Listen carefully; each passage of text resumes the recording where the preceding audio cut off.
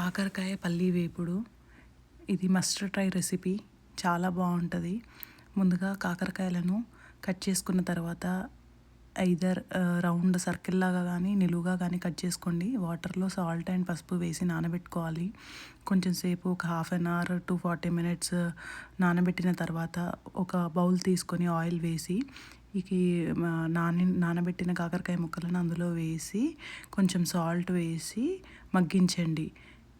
కాసేపు అయ్యాక ఆ కాకరకాయ ముక్కలు బ్రౌన్ కలర్లోకి వచ్చేస్తాయి.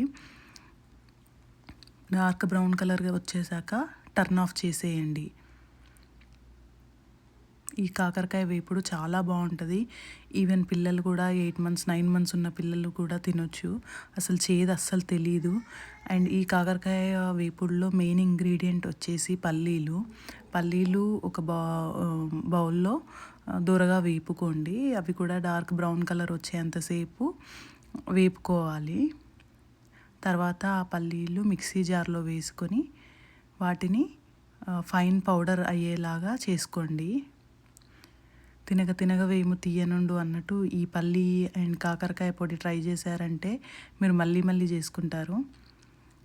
పల్లీ పొడి చేసేటప్పుడు అందులో సాల్ట్, కారపొడి, జీలకర్ర అన్నీ వేసుకొని గ్రైండ్ చేసుకోండి. తర్వాత ఆ పల్లి పొడి మిశ్రమంలో ఈ వేగిన కాకరకాయలను వేసి పోపు కావాలంటే పోపు పెట్టేసుకుంటే అంతే, కాకరకాయ పల్లీ వేపుడు రెడీ. చాలా యమ్మీగా ఉంటుంది. తప్పనిసరిగా ట్రై చేయండి.